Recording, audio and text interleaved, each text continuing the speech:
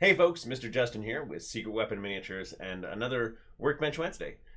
First, I want to thank you for joining me, and if this is your first time, please do remember to like and subscribe so you can keep up with us in the future. Today, I have, well, a couple of fun things for us. First, I had been painting up the samples for our new Silent Halls bases, and it occurred to me that the speed painting tricks that I use for marble might be worth sharing. Somebody out there hopefully has an interest, particularly if you're picking some of these up yourself. So I'm going to show you two different ways to get a marble effect very quickly. There are better ways to get, or different ways to get a more realistic effect, but particularly for quick basing for an army, this is what I do. This is my quick studio technique here. Oh. You moved the camera. Oh, I moved the camera. I'm a naughty man. Alright. Well, my glass palette is really dirty today because I was using it for putty. So let me just wipe that off real quick.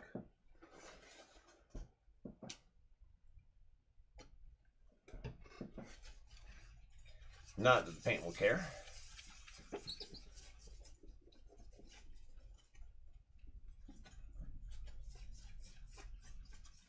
Yeah, you can see all the wood putty on the other side. Been playing with some new barrier ideas, trying to come up with some knight-sized tank traps. Things that would definitely inconvenience a knight, but not so much infantry. All right.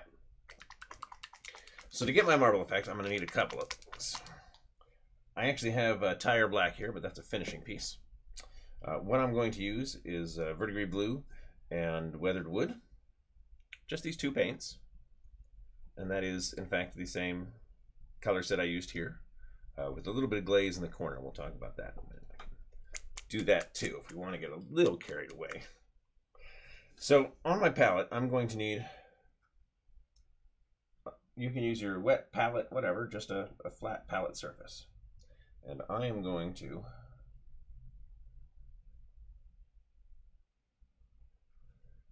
put a couple of dots of paint.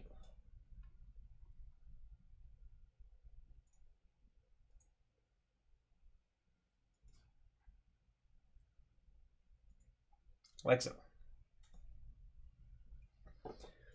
So two things I can use to get the technique, or to get the effect very quickly. One of them is just a flat brush. The other, and my favorite, and I also need to get some more makeup sponges. You can tell this one's old, that it's gone yellow, and unfortunately the last one in my kit right now. So I need to get more of these, but I haven't used them in so long. I didn't notice that I was low. And that's actually what I'm going to start with for the marble effect. So I'm going to scoot this right out of the way. And on the base, I'm going to take the edge of my sponge here and get all of those paints onto it. Pull down a little bit so that I have streaky paint. And then I'm going to start here and swoop.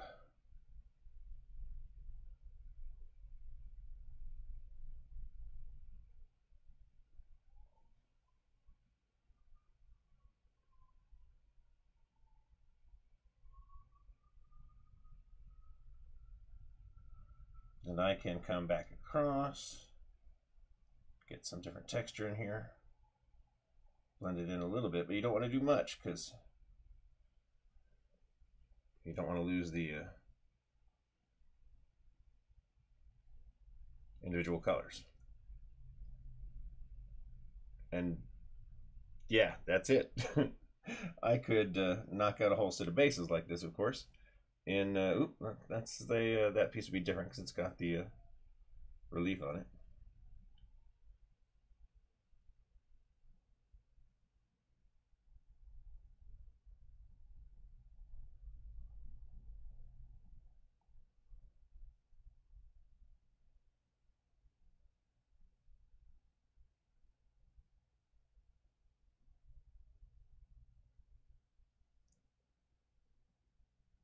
Easy peasy. Marble. So with the flat brush, it's the same idea. I'm going to load color on the brush, pull it flat. Get this area here.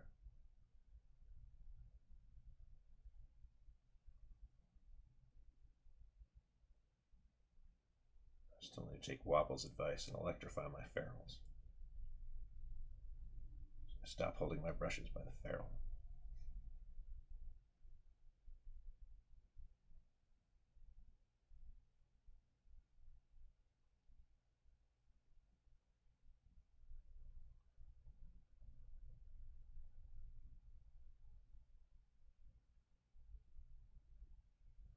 So it's starting to blend on my brush. I'm going to grab a towel, maybe. Some genius put these in the back of that drawer. Oops. Then start a towel inside out. Who does that? I'm a barbarian.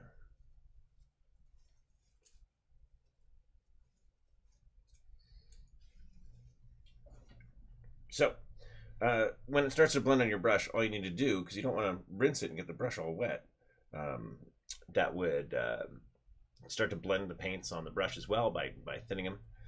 Just pinch off the paint. Boom, pinch, pinch, pinch, pinch.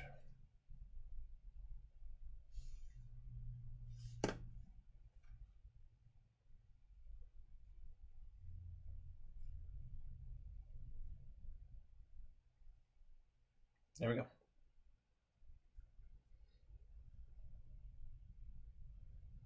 So two very quick, easy ways to do the marble effect. But then we're going to get carried away just a little bit. Just a little bit. Just a little bit. And I need a smaller brush for that.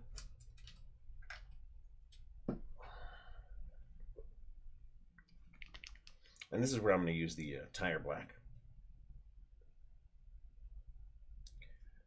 Boop.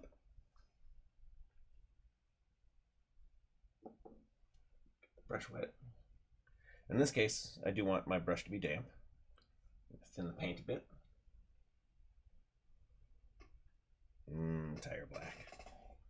You're so amazing.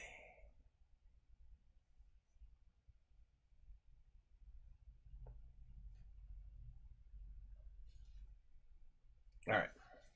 So right in here, right across there.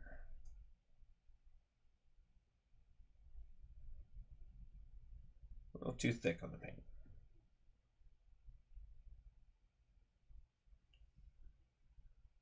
I need to thin that more.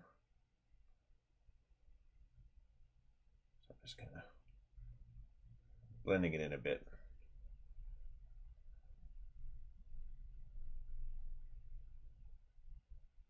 But our first little marble streak. Beautiful imperfection.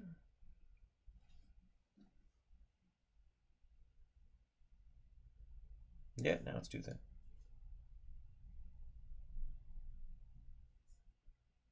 Hilarious.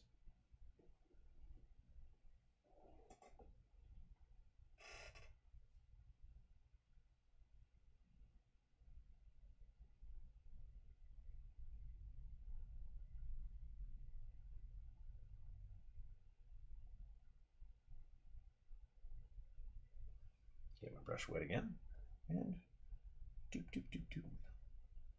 Doop doop doop doop. Leave it duped. Doop doop doop doop.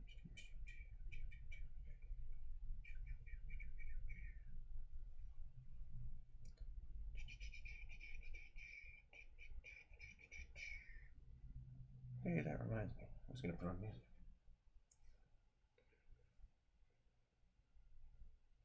And so I will. Put on my pub mix here. Yeah, I thought you had it on and then stopped. Well, I always leave it off when we start the broadcast, but... So yeah, let me get one nice streak through the brush painted section over here, because I really like the contrast we can get. So you get a nice random section like this.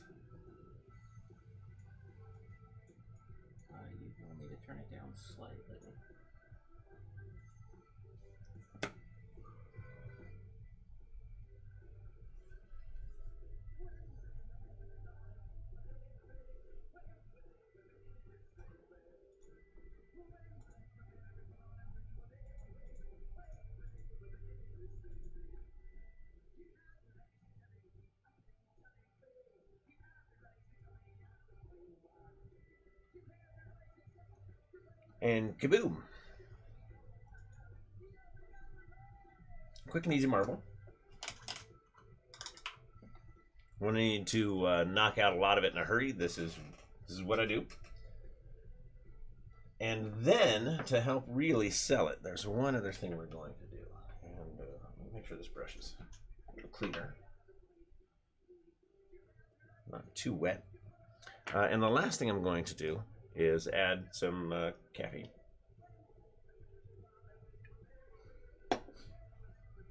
Just kidding, that was for me. I'm going to take some of the realistic water, and I'm just going to go bloop.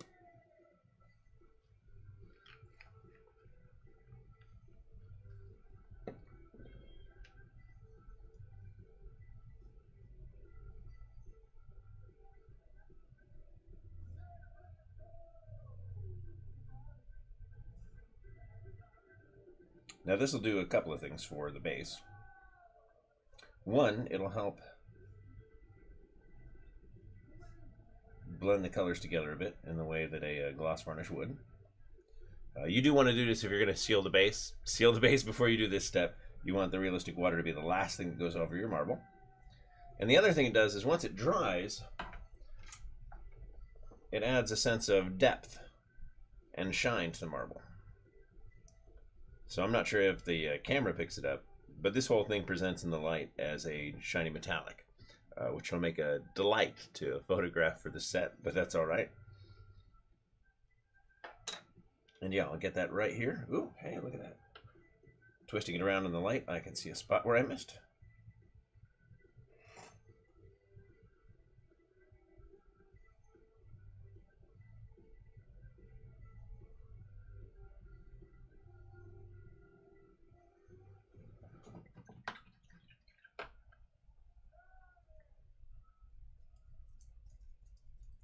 Easy peasy.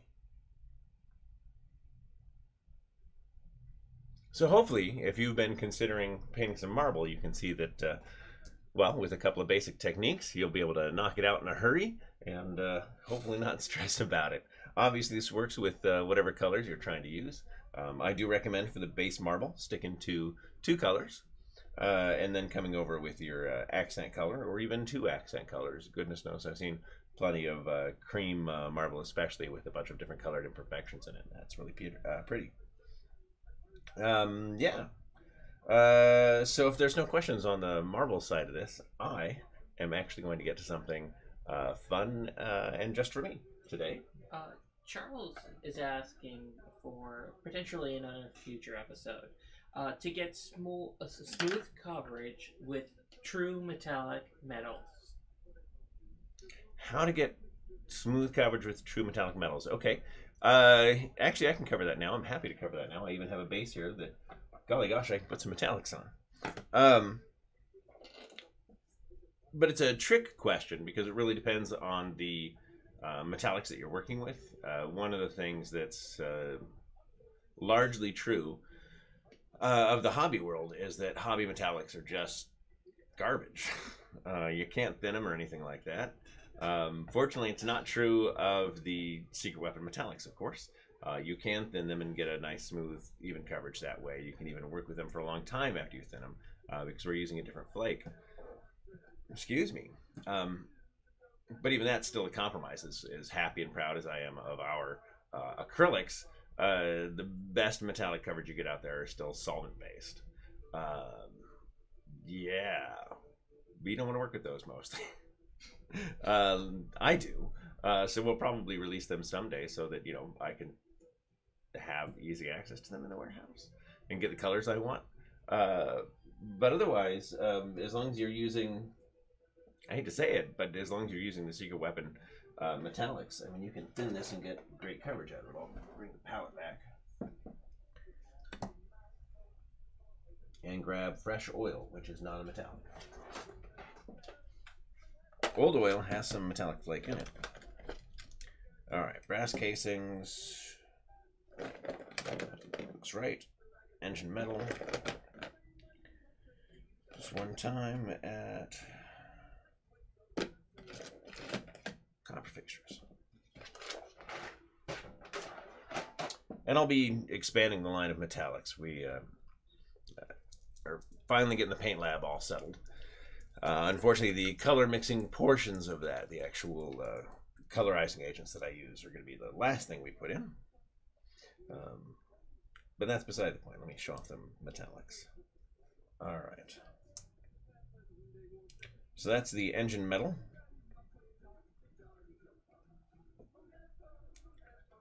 Brass casings.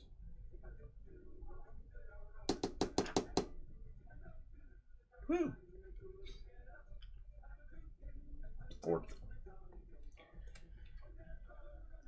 Copper fixtures. Ooh, I gotta pull out one other color because, oh my god, it's my favorite color of all time. How could I forget my favorite color? Is it dark iron? It's dark iron. Yes.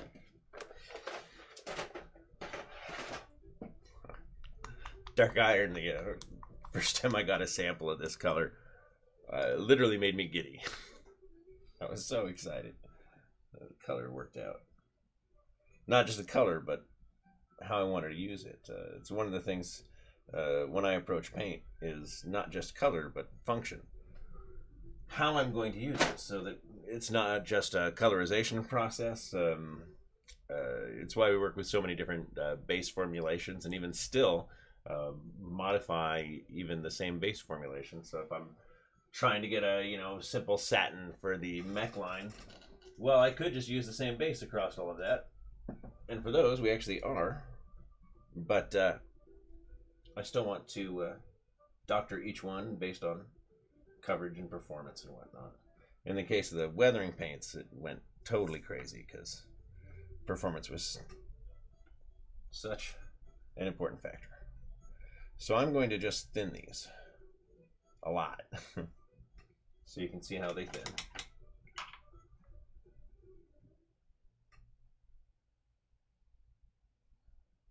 And after I've thinned them, I'll wait a few minutes. Well, not a few minutes, but a few seconds. And come back to keep working with them after they're all super, super thin. Which again, you can't do with metallic paints. And I hear that all the you're time. sitting with water at the moment, right? Yeah, only ever water.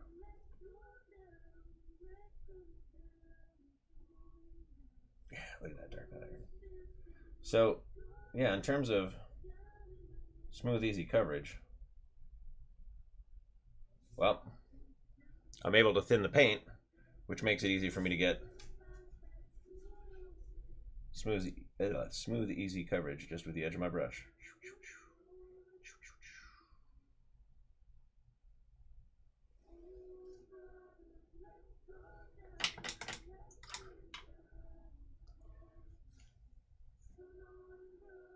And I mean, you can see this has been seriously thinned. See how it moves around in the glass.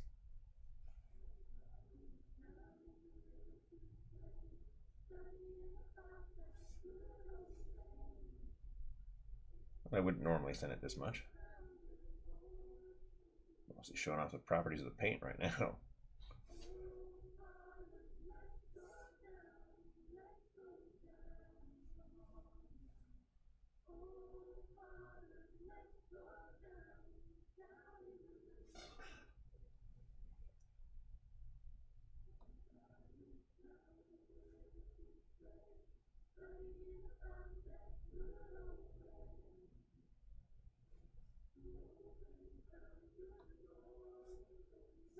Nothing right there. Let's get a little extra coverage.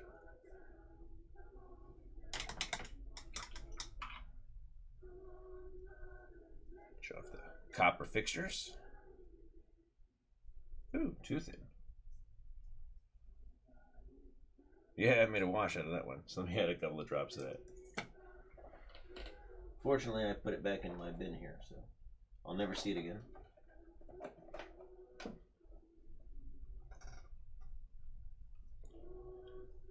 Although that does give me an opportunity to show off that you can actually make washes with these too.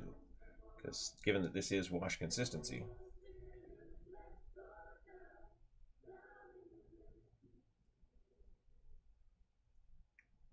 I can use it to glaze a panel, wipe off the excess, leave it in the edge.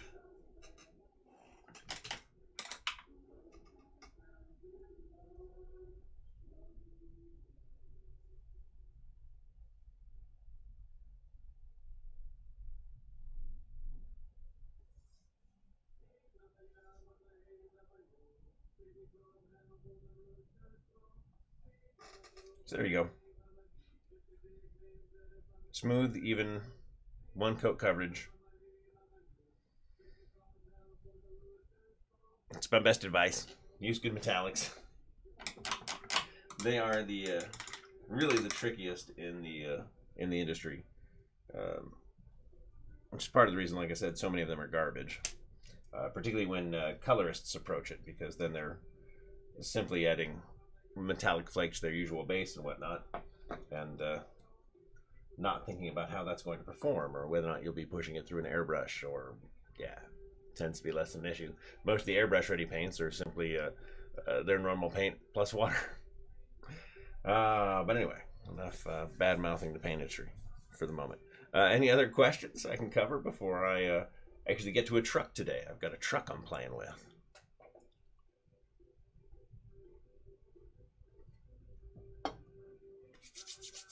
All right, to the truck. So this is one I've already started. And, oh, I'm going to find the rest of the pieces. We'll move things out of the way, of course, to get ready for the broadcast. So I'll talk about what I've got, what I've done, and what I'll be doing today. So for the cab, well, first, this is going to be a reasonably faithful recreation of a truck in my neighborhood, as it turns out. And yeah, so for years, literally for years, driving around Sacramento, I had seen this beautiful landscaping truck. And by beautiful, of course, I mean amazed that it actually could legally be on the highway. Just falling apart. But such a beautiful collection of rust and different doors, and yeah, so clearly hobbled back together. So after years of taking blurry snapshots of this thing, my kid starts school down the street, and there it is, parked in a driveway. Yeah, it turns out that it's the original owner. He bought the truck in 1973 for his brand new landscaping business, and yeah, he was very generous about letting me stop and take pictures. I even crawled, under the truck, to get undercarriage photos. It was a great reference for the exhaust rust effect paint that we did for the weathering line. In fact, that was one of my primary references. So it was such a good one. Yeah, so anyways, this is going to be a reasonably faithful recreation of that. And I find that much more exciting, in part because it really is a thing in my neighborhood. So I look forward to getting this built, and then getting a photo of me next to the actual truck, because that'll be fun. All right. With the model, of course, not just me. Yeah. So a couple of notes I've made on this is that I'm going to add some rewelding here on the top. So I'll get some putty, and I'll show you guys how I do some little weld seams. On this side, I have removed the runner here, knocked a little chip out of the door, and then added these where they would have held the runner on. And this is something that I took photos of from the local truck, so this is definitely inspired by that. And then one of the things I do is take my hobby knife and very carefully, repeatedly score through here so that this is now peeled up. That little bit of runner right there, while still being reasonably well, safe from my clumsy fingers, since I always get them all over my models and break stuff off. The other thing, and this is not something that he did from the original, but that I like the idea of, is I want to add a little spot right here, an impact spot, and then knock it back out from the inside, and put some Bondo effect there later with some wood putty, and then paint it look like Bondo. So they knocked the hood back out and then puttied it. So I'll do that. The other crazy thing I'm going to do on this side, and I decided to do this yesterday, and it makes me sad, because it's the right answer, but it's going to be hard work, and I don't want to do it. But I will, because I love the finish. I'm actually going to knock this door out so that it opens. I thought about doing this door. I'd actually like to display it this way. But yeah, I'm going to leave the other door open, in part to entice folks to come around to the other side of the model. But mostly because one of the things I decided to do was add map pockets. So these are actually little hollow pockets. So I'm going to put a couple of maps, a bag of crisps, I don't know, stuff like that in here. So if I'm going to do that, well, of course, I might as well have that door open so you can see them all. Excuse me. So you can see it inside the kit, but not well.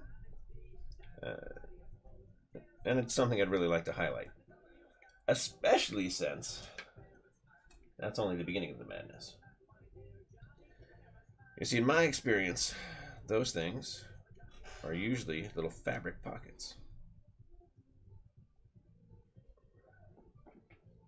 So I have here some tissue that I've already cut to shape-ish.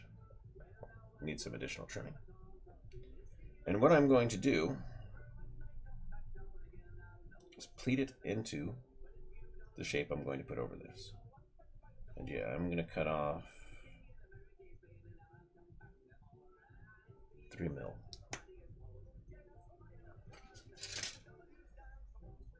I knew not to look for my scissors where they belong because I was using them last night to do this.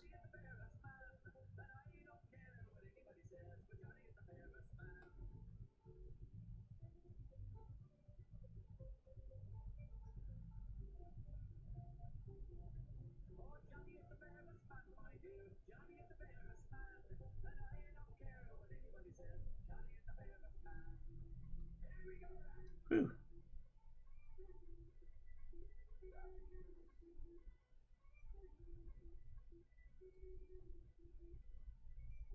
For something I do all the time, I'm sure struggling with it this morning.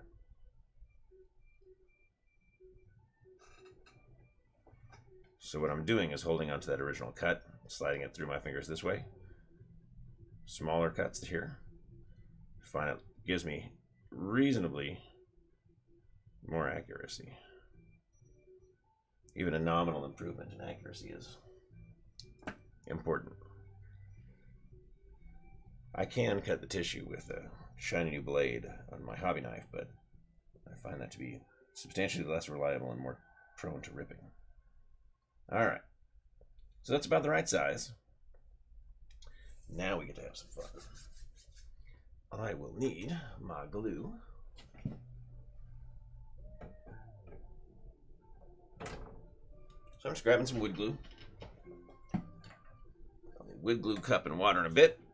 But first, and my tool, hold it, fold it, press it, hold it. So I'm going to the edge of that one, checking to make sure I line up the tops of them. Press.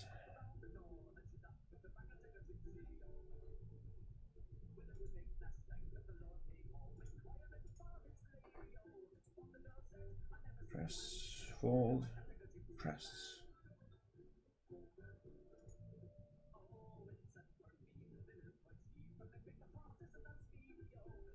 So I was painting some figures the other day. I was actually building the really nice Inquisitor Greyfax from Games Workshop. Another impressive release from those guys. And remembered at the time, as much as I was having fun with the model itself, that I don't enjoy figures as much as I enjoy vehicles. And I've been doing so much painting for, you know, my Kill Team force, trying to get over to my local GW and actually play. So much terrain and stuff for work that I hadn't been able to do anything I was, you know, a kid I was passionate about. And that's when I was like, hey, I need to do a civilian vehicle. I initially went out, I grabbed a tank, great kit that Trenchworks sent me. And I was like, oh yeah, I'll paint that up. And, you know, I can show off this and that, the other thing for work and send them the I'm like, no, Justin, you don't do that. Go paint something you just want to build and paint for your own darn self.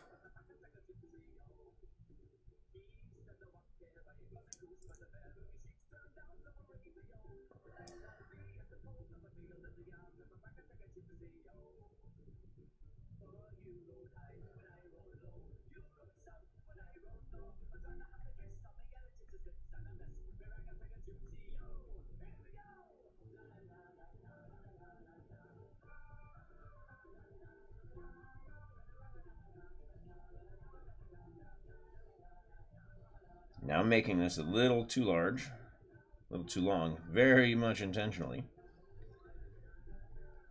so that I have room to trim and I have room to screw up.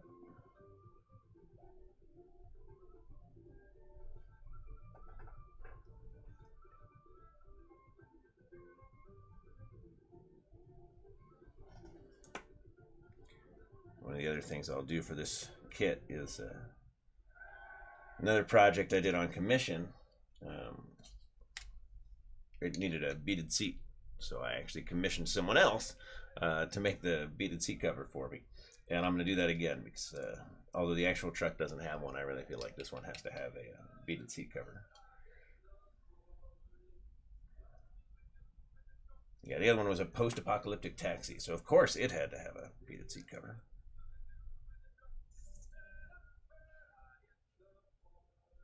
Oh, it's not even too long. Look at that. It's just about perfect.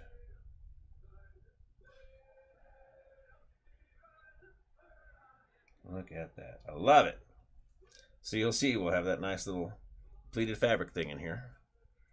Once it's painted up, I can make that look just like fabric. It'll be great. So for the finish, oh my gosh.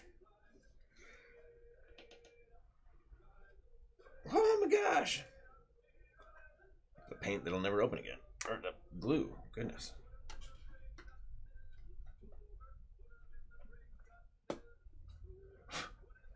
A little bit of wood glue.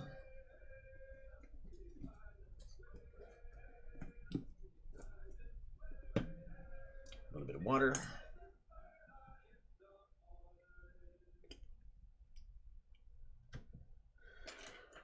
That one's too big. I need a smaller one of those.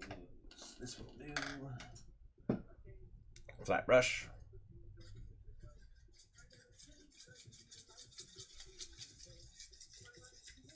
Slushy glue. That's what everyone wants for Christmas. So I'm going to do a little coat. Bleep, like this. Bleep. That is the sound that it makes naturally when applied. Don't believe me? Try it yourself. Let me know how that goes. And then I'm going to get roughly in place.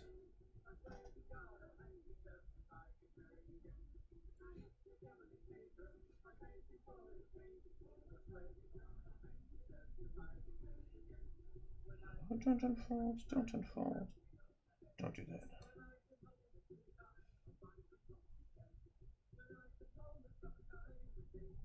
Ah, excellent. And then I'm going to get more glue, and this time, pure capillary action. Well, maybe not pure, because I'm going to press it down a little bit to get those pleats to lay flat again.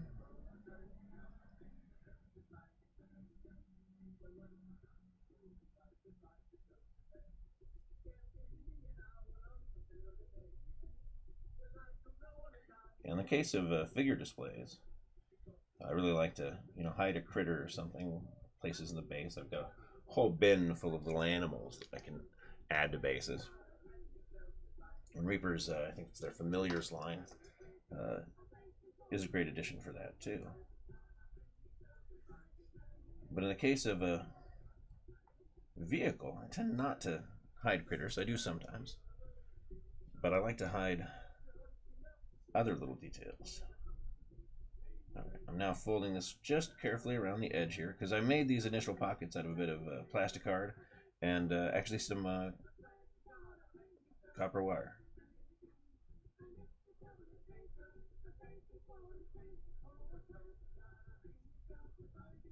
Because of course I have spools and spools and spools of copper wire sitting around the house. Now, a true story. From the, my wife and I are also bonsai hobbyists. And, yeah, so spools and spools of this, but it's also what I use to make my trees. So, display trees, fake trees, wire form trees, not just for shaping the bonsai.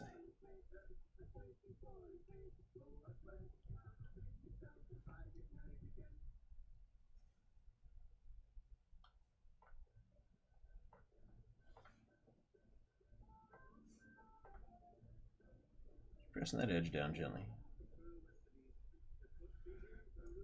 And hopefully it's not too white on white.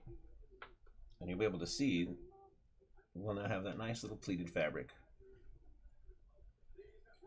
pocket on the side of the truck door.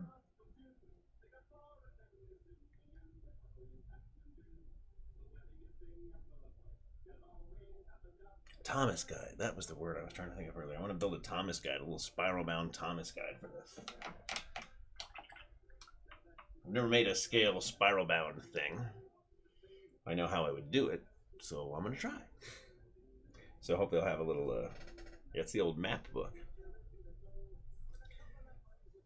So I'm fairly sure that he doesn't use a phone for navigation. The actual truck has a desk fan duct taped to the dashboard, plugged into the cigarette lighter.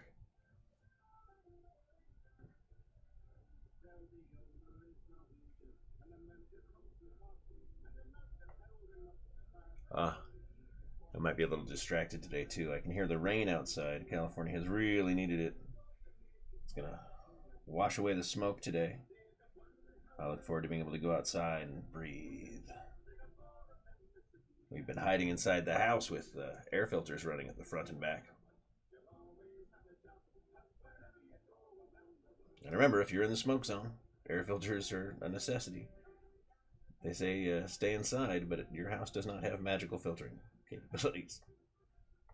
You need a HEPA filter. Alright, so there we go. I'll still have my little pocket. I can stick things in it. And it'll be a little fabric pocket now. Isn't that fun?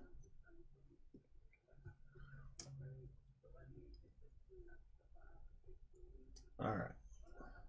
It's so much fun, you get to watch me do it again.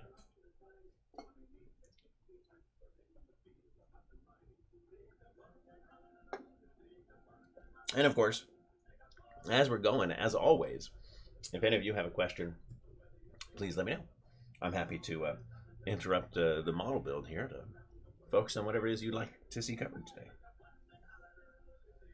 This is your show as much as it is mine. It's the right size already and good.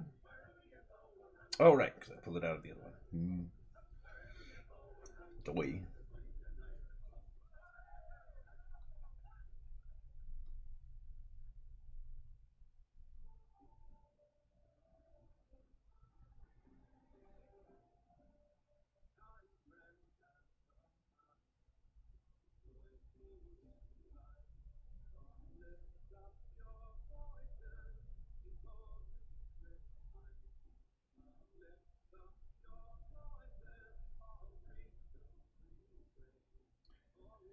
Now, someone out there might say, well, why not just do this with green stuff? Wouldn't that be easier?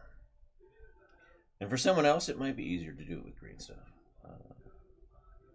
But I definitely find that no matter how many times I've seen cloth texture done on green stuff, I've never seen it look quite like cloth to me, whereas this technique will absolutely look like fabric when it's done.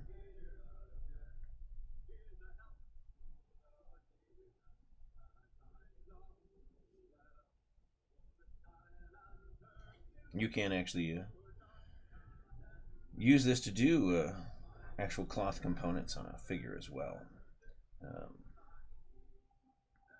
I have done it for capes and whatnot on snipers.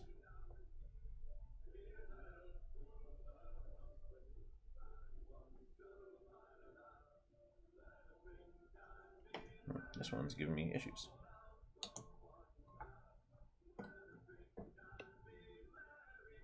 Yeah, my airbrush keeps stabbing me in the elbow, so I'm going to move that.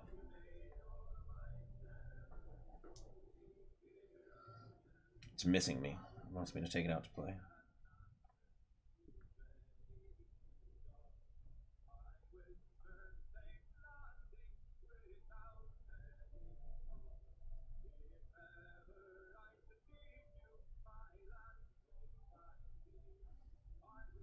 There we go.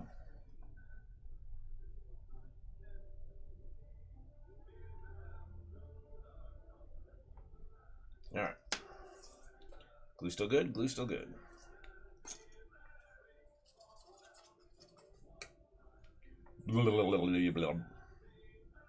Need too much. That's why I made a different noise, because I had too much.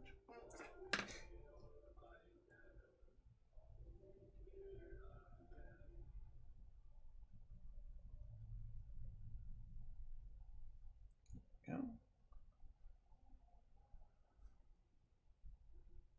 Anyone out there, anyone else out there enjoying Fallout 76? I've been playing since it launched, enjoying it myself. I have plenty of frustrations with the game, but so far very much enjoying it, even with the frustrations.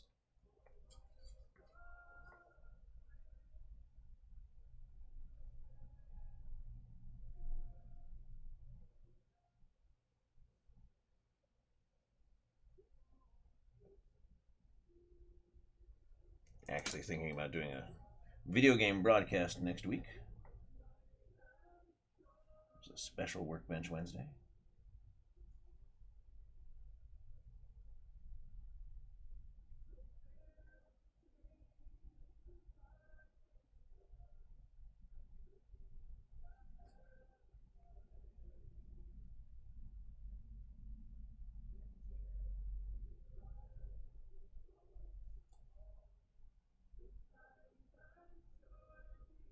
Gotta be careful now.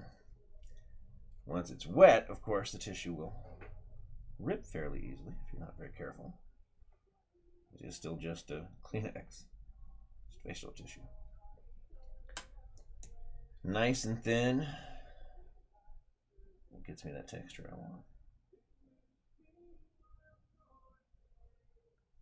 I'll use a single layer of this, for instance, when I want to make curtains sometimes as well, because it gives me that translucency, which really works at most of the scales that we're playing in.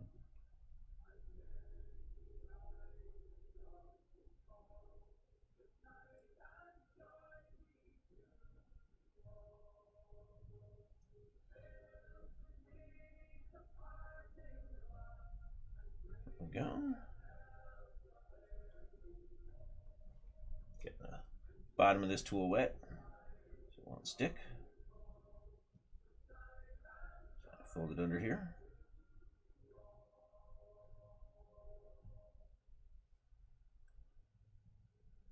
Voila.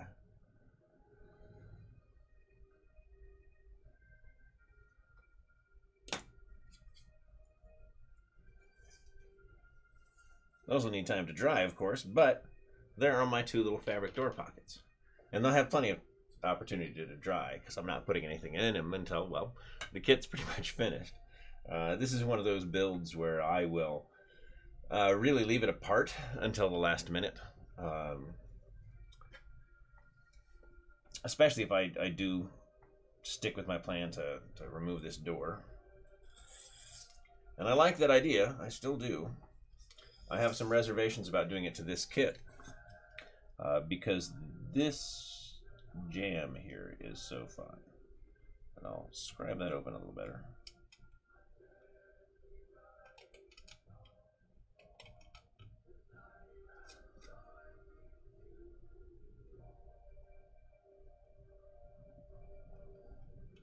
But quite frankly, I'm concerned about my ability to remove the door without breaking this piece here. And I could replace that with a bit of strip or something, but I'd really rather not. I really want to open that door, though.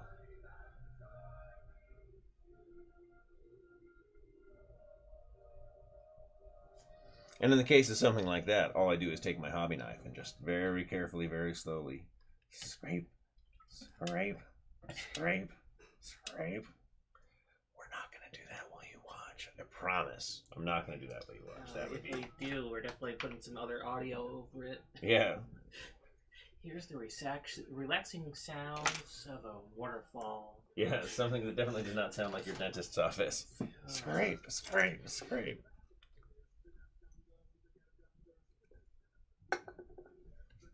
All right.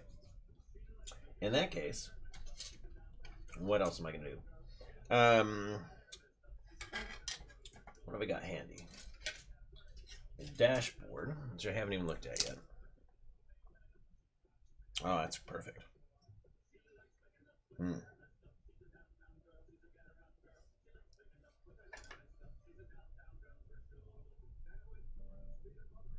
Darn.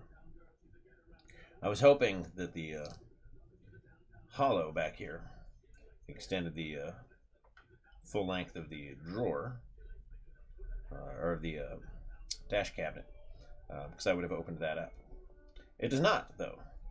However, the radio does. Goes straight back into that hollow. So, what I am going to do, describe that a little bit to get me started.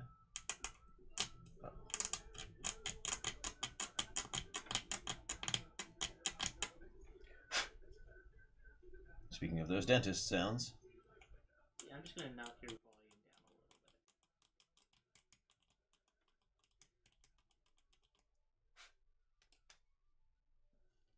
a little bit. I'm sorry to say that this stereo has either been stolen or simply removed. So I'll do the wires and everything sticking out of the dash instead.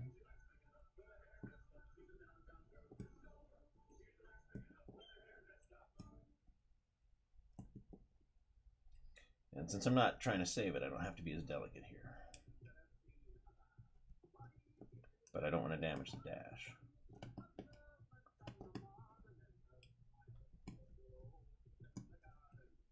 If I had it at my desk, I could even use my rotary tool.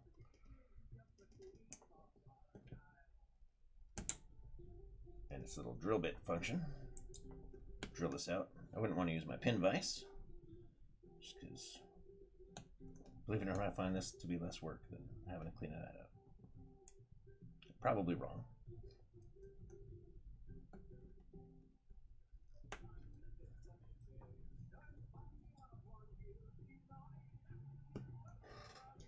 Steve suggests putting a temporary splint in to reinforce the area you're worried about breaking during cutting. That's a fair idea. I do also usually put tape over an area like that as well.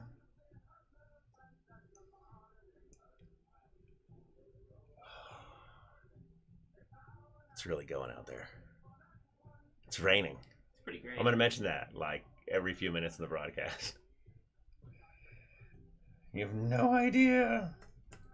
Yeah, I'll be I'll be outside in the rain as soon as the broadcast is over, and I don't even care if it stopped right. Just go outside and breathe. All right, I'm through on this side.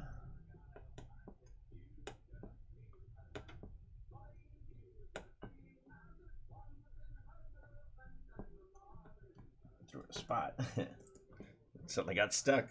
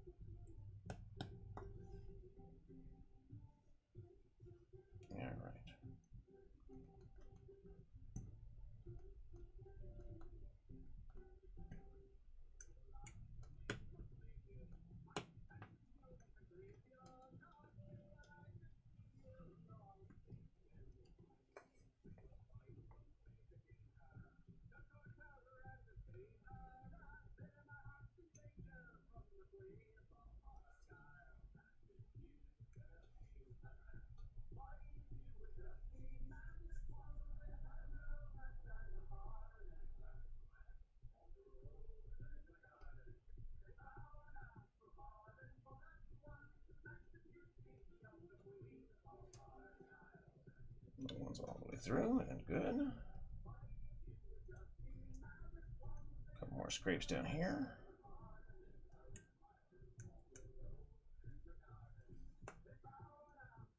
Safely.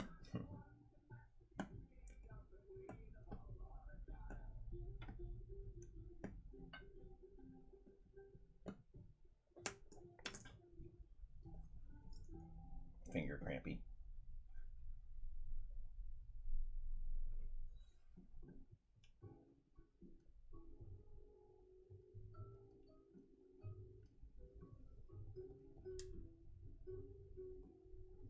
See, now that's not fair. I have one of my favorite Tom Waits tunes playing in the background for me now, and it's raining outside the window. I feel like I need to go make some mulled wine and sit in the sunroom. There we are. All right.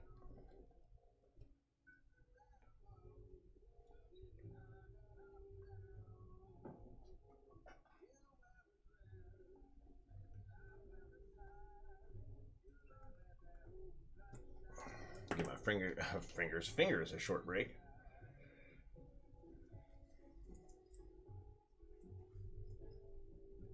And then I should be able to just chop right there.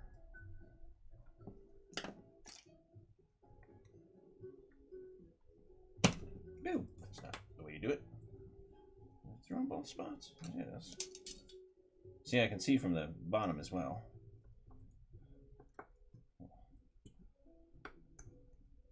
It looks like it wasn't quite all the way through going the other way, so I'm going to come in from the bottom here. Oh yeah, it's still too snug. All right.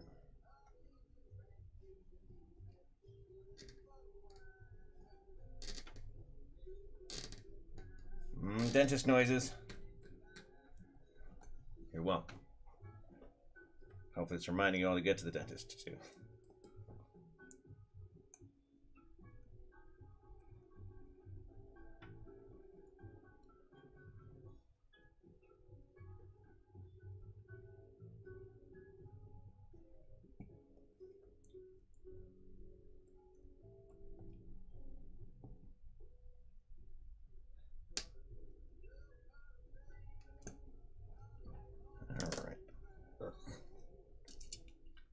This is some tough plastic.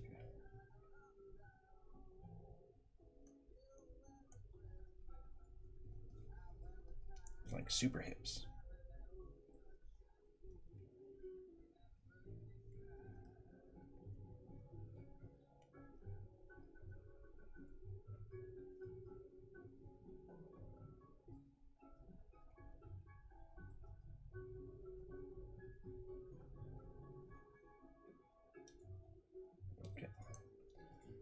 Done. Finally, this should do it here.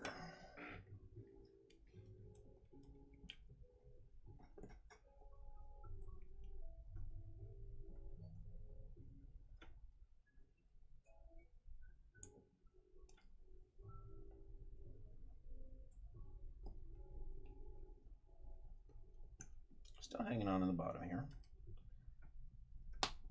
That's what I want to hear.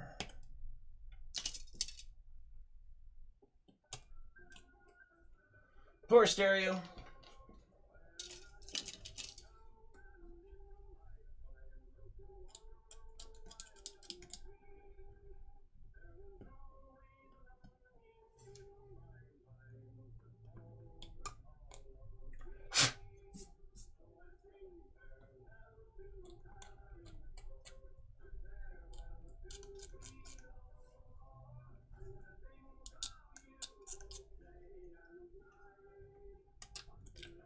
So that's cleaned up. Let me find a bit of wire here to give you an idea of what I'm going to do when that's finished. Of course, I don't have any wire by the desk anymore. I actually moved that because I don't use it often. So as we settle things into their permanent positions now in the eternally almost finished studio reorganization and remodel. I mean, the cabinets are up. They're great. They've got stuff in them. So anyway, here's a bit of plastic card, plastic strip. rod.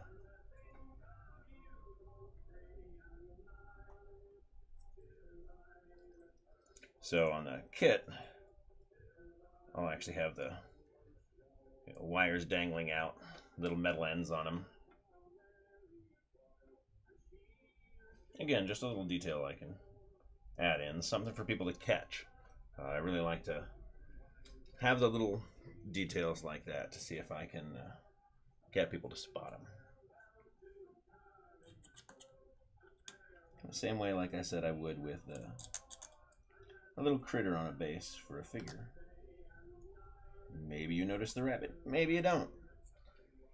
But I'm not putting a rabbit on this one. A pity, I know. Alright, so that's going to take care of the dashboard. I can actually say that's probably finished. 1973 means that it's going to have the vinyl dash top and non-polarized front windshield, which also means that this is going to crack. So what I'll actually do with that is wait until I'm painting the model in the actual build and paint stages. Do its base color in combination stippling of tire black and rubber.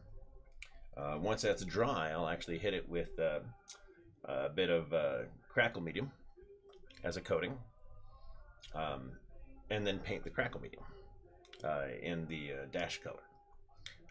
And then I can come in once it's cracked, nice thin coating, so I'm only going to get very thin line cracking, but then I can actually go pick, and remove a couple of sections of that, and I'll get that dash color to show underneath with all its little stipply, modelly goodness.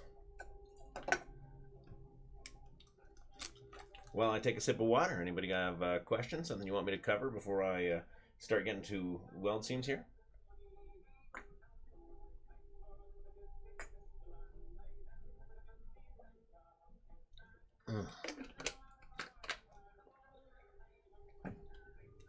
All right. Weldy seams, weldy seams. Now I need to make sure I have the right kind of putty handy.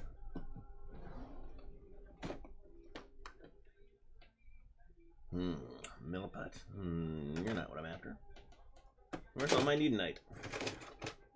I may not love this stuff, but this is a job for Needonite.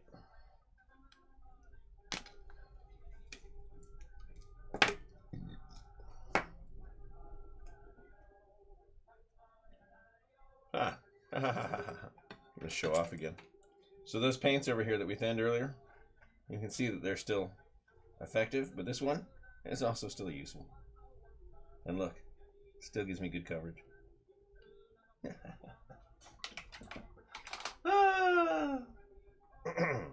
Excuse me.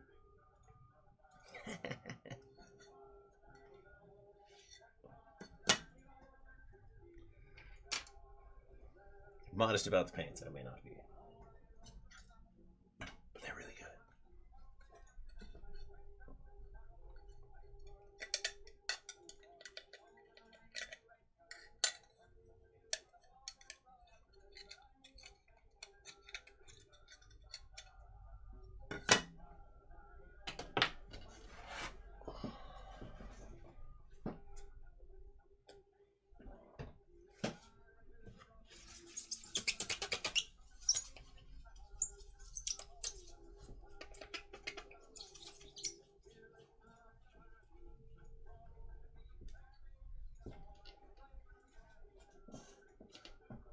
All right, to the Needonite.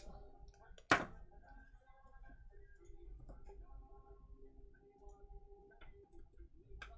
only need a teeny tiny bit. This is going to actually be too much, but trying to mix less than that just becomes an exercise in futility.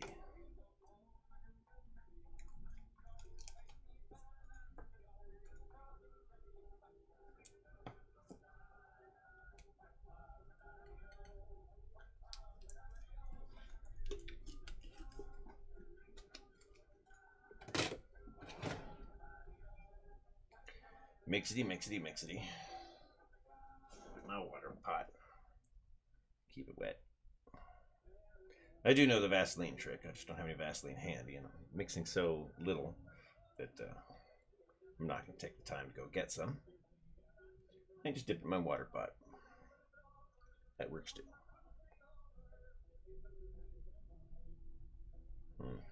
I'm even excited to hear the sound of tires running through the wet streets outside.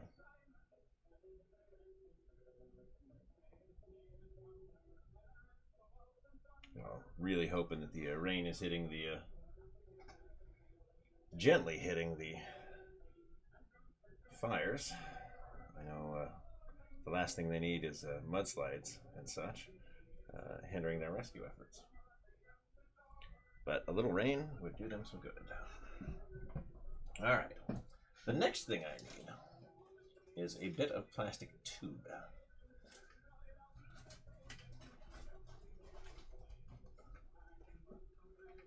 I actually have a set of brass tubes that I cut for this purpose, but they are in the garage somewhere waiting to come back into the house. So I'm just going to sort through my rod and tube here for a sec to get the...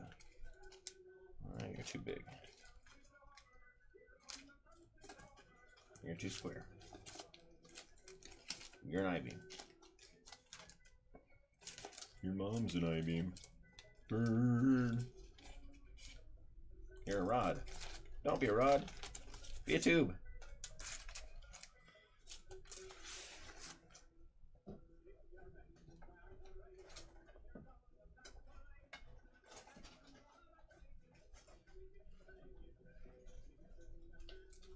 Oh, that's why it seems funky.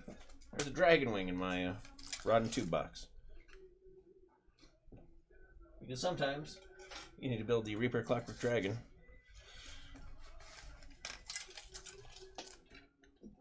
In your box. Perfect. So why a tube? Well, because it's not a rod. And I don't want to poke. I actually want to be able to get the hollow crescent shape for my re-weld here. So of course that starts, well, not of course. It starts with a little green stuff sausage. I used to use Games Workshop's liquid green stuff, but I found that my container dried so quickly that it just wasn't economical for me.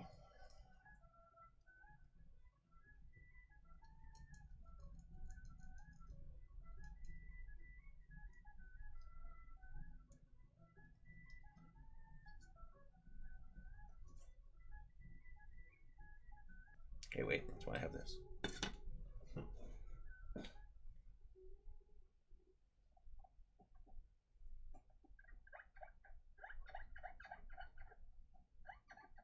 It also allows me to share more wonderful sounds with you.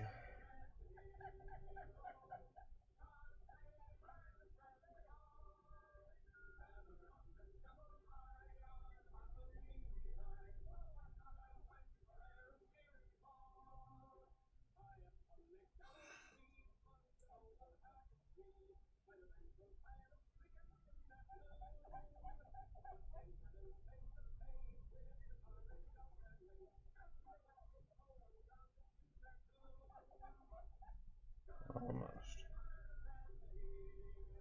So nice and thin. I've got this nice teensy little line here. I'm gonna make sure my knife is damp.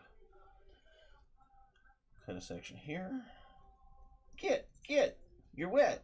You're not supposed to stick. And cut a section here. And I'm gonna take my little sausage.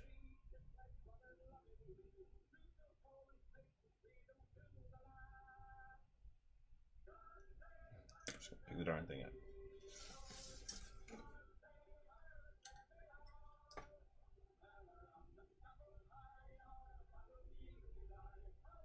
And I'm going to place it right up here, off camera.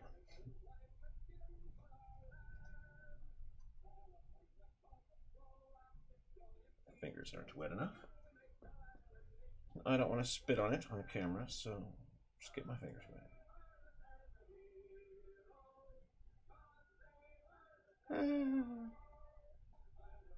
Now it's too wet. There's no winning with green stuff. Need night. You suck.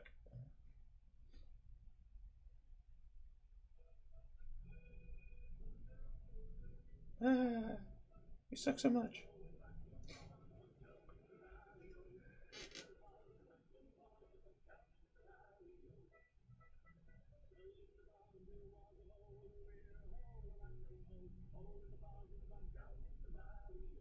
All right. I think we're damp. Oh my gosh! Whack it.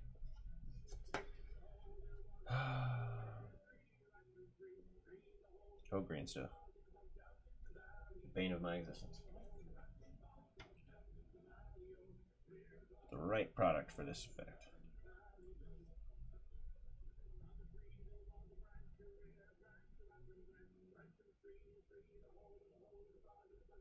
Alright. Remind myself it doesn't need to be in there perfectly because I'm about to press it into place. Step 1, I'm going to cut myself a section of tube. Step 2,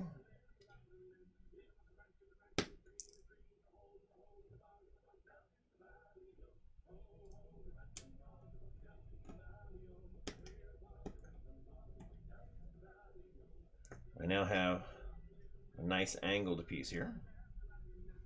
I'm going to get this wet. One of the nice things about using tube as well is that you can get some water inside the tube. Even just a little bit of trace moisture will help it not stick. So then I am going to, starting at one end,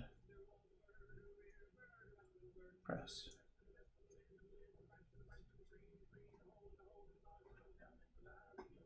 And have it stick and come off and make me sad. This green stuff, it's awful.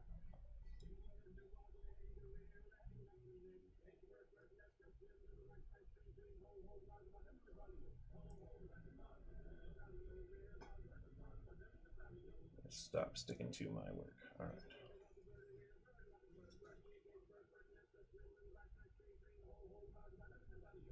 Oop. Opposite, press the correct direction.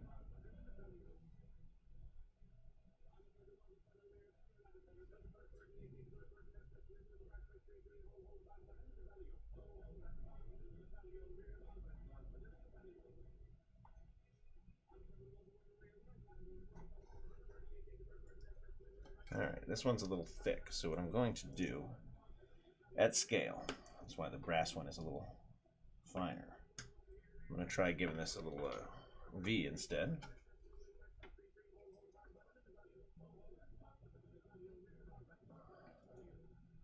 Just to make sure it doesn't overlap the door. There we go.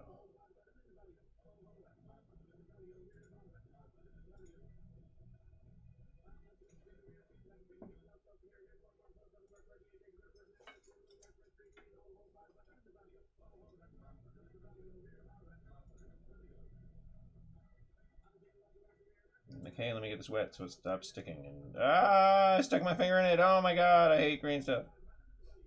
Ah! I swear I'm good at this. Except when it all goes wrong.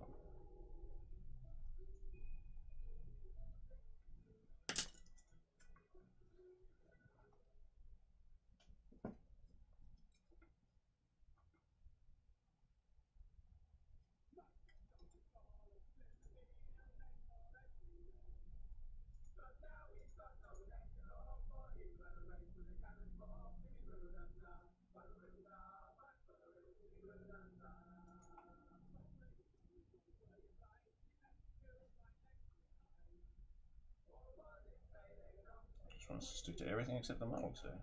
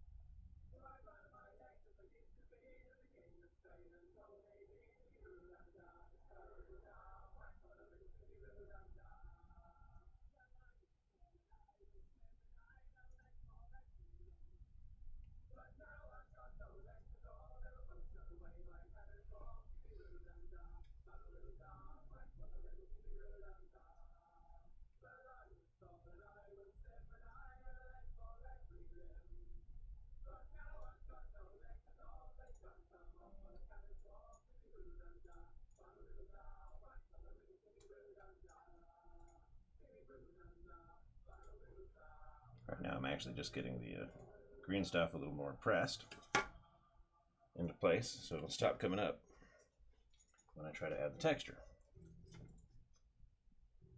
Which I'll come back and do again now. Again, working in one direction.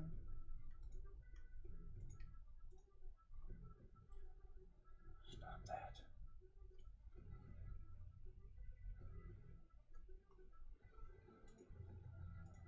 Where was it? Right there.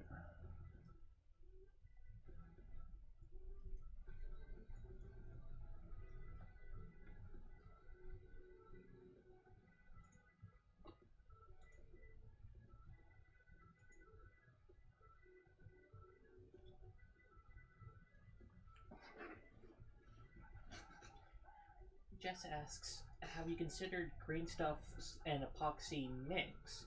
Dries quicker and firmer, tends to have better tack. I have not considered that just because I've never done it before. She also suggests Vaseline instead of water for lubricant. Yeah, I do know the Vaseline trick. I mentioned earlier that I was doing so little I didn't want to go find my Vaseline because it's not above my desk where it belongs. That was one of the things we removed during the remodel, and it's in a box in the garage. I know where to find it, but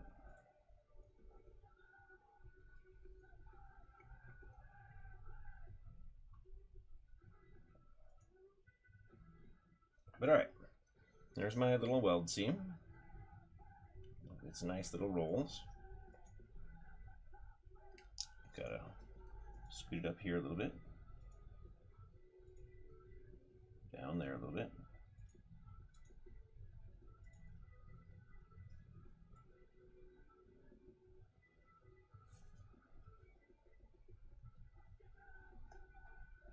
Dragging that little edge over. Good. So that gives me my re-weld. Still debating the door.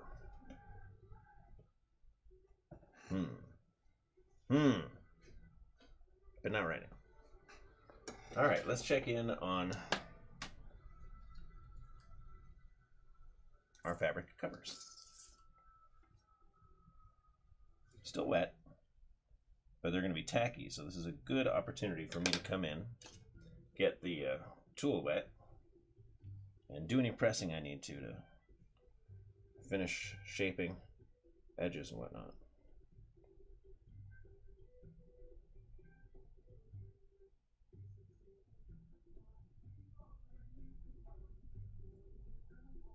No fabric map pocket. Sorry, I don't have any of my magazine stash in my paint pot lid. It's usually where I keep a bunch of those. But again, when I was cleaning up for the studio remodel, I actually think I put all those magazines I've made into the trash because it gave me an excuse to make more magazines too.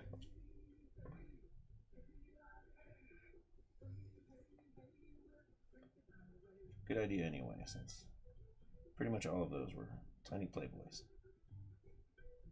1976 Playboys. But yeah, most of the trash I've made is 1976 trash. So I've got my 1976 Playboys, fillet of fish and double cheeseburger wrappers, 1976 Schlitz malt liquor cans, that sort of thing. And the Playboys specifically were for the X-rated musical Alice in Wonderland, which is just fabulous. Because you're researching covers from 1976 and you discover that's a thing, well, some people might just have to go find that and laugh. And then discover that there is a 35mm print in 3D. And I have a life goal. Alright, so these are my fabric map pockets. Can they fit this bit of scrap? I saved this bit of flash from one of Seamus' kits, from my son Seamus, because it looked like an anchor. And I was like, well, I can just fix that up to make it look more like an anchor. Yay! Alright, that's probably not what I'll put in there, but You can see it's got that classic, you know, grandpa's truck with the little fabric pocket full of maps and anchors. And anchors, yeah. Hey, different grandpas, man. I don't judge. All right. I also want to come back to this real quick. So this is the section I did with the realistic water on top of it. And you can see it's got that nice shine and depth. And you can do a couple of coats, but also on the metallics. I mean, again, that was all super thin, single coat application. And I love to sing the praises of these metallics because they are really spectacular. All right. Well, the only other things I'm thinking about, let's see, I've got the beaded thing I'm going to do there. I'm not sure if I'll duct tape a section of this or have a little section where it's like the foam and the spring visible or something right here. You know, as you're climbing in and out of the truck, you always grab that shoulder here, right? Or slide across this, so maybe this section's worn. Yeah, that's it.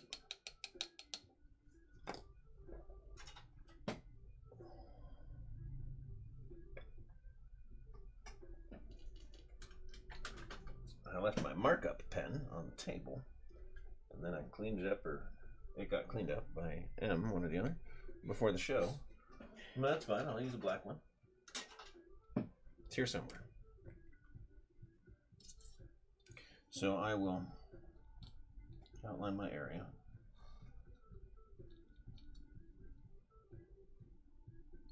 And actually just on the seat itself,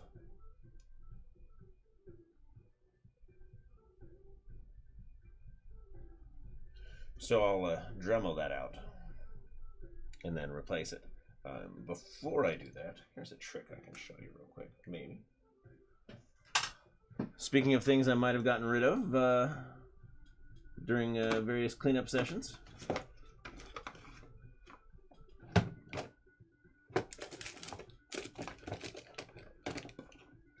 Should be there, and it's not, but I'll check other drawers. Because these days, who knows? Not down there.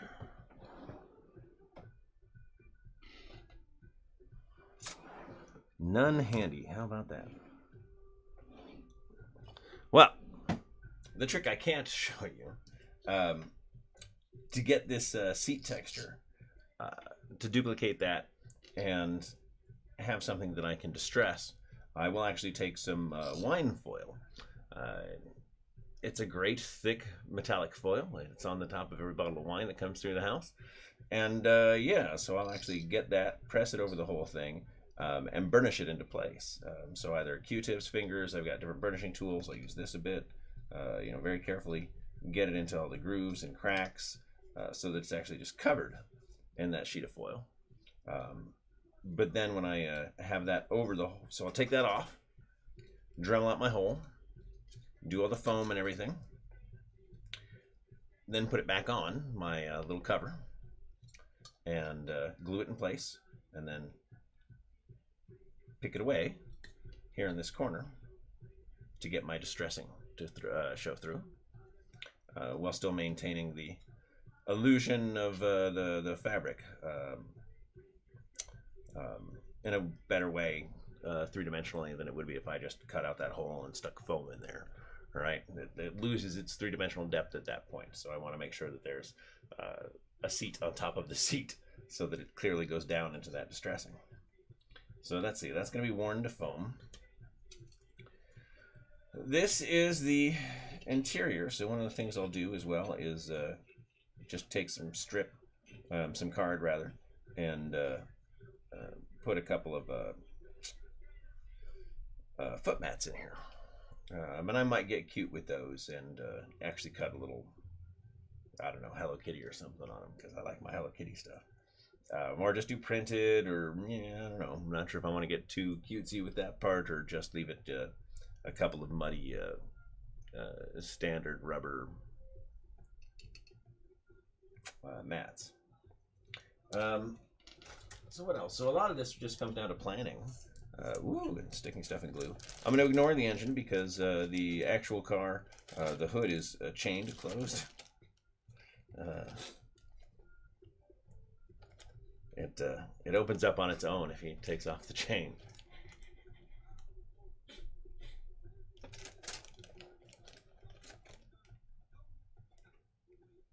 All right, so none of this needs to be detailed. Now, one of the things I don't see, there it is. The truck bed. Bum, bum, bum. So this is my truck bed. Hopefully it's that side, not this side. That's got to be the bottom. Please be the bottom, because I see the ejector pins here, and I'm like, "Argh!" It's got to be the bottom. All right, so this is my truck bed.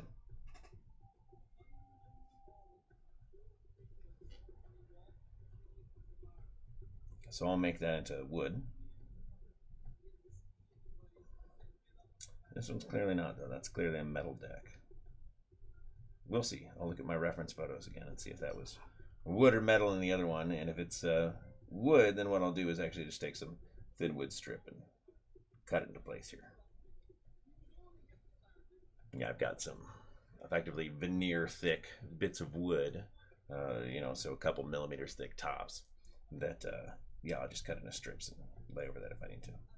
Because I could paint this to look like wood, of course, but the layout and spacing doesn't work for that. Otherwise, let's see, the wheel wells will just get weathered. Now, one of the things I'm trying to figure out, I haven't decided how I'm going to do this yet. I want to do the tie downs on the side here. And the easiest way for me to do that is to take some very fine wire, twist a little loop, poke a little hole and stick it in, so I'd have the little, you know, round drilled in hook attachment. And that's easy, but it's not what I want. What I want are the round ones that have the little hook over the top, and I'm trying to figure out a way to do that without having to sculpt, well, even one of them. Because even if I want to sculpt one of them and then yeah, have them toss that into a mold for me at work, man, that's going to be a pain in the butt. So I've actually thought about doing the circles and then a bit of wire that comes up over the top, because I can make that fairly easily as well. I think it's a little more interesting than just having the drilled in loops. But by the same token, I could add a lot of character with those drilled in eye bolts, whether a little bit of rust off of those or whatnot.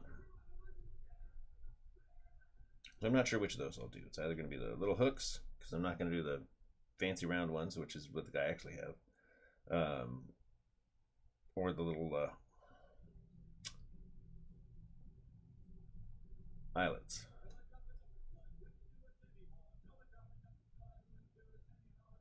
All right.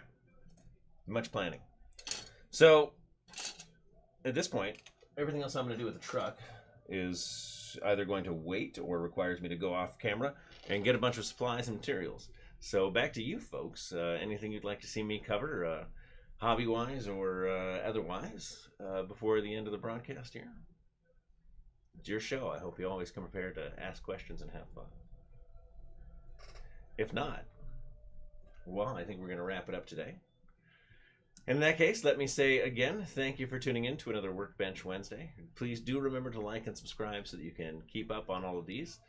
Next week, well, we'll let you know what's going on next week before we get there. Chances are good it's going to be the first video game broadcast, just to test out that platform as well. And in the interim, for those of you in the States, hey, happy Thanksgiving, happy hobbying, and we'll see you next time. There's also that thing on Friday. Thing on Friday. Oh, I'm supposed to mention the sale. Oh my gosh, how can I forget the sale? Our Black Friday sale starts, well, this Friday, of course. Runs through Cyber Monday. And yeah, 20% off everything, well, just about everything in the shop. That excludes gift cards for somewhat obvious reasons. The paintbrushes, because they're already discounted. And the Malice RPG terrain, because we manufacture that for someone else. But the Tablescapes dungeons are on sale. Tablescapes tiles are on sale. It's going to be great. And thank you again for tuning in. We'll see you next time.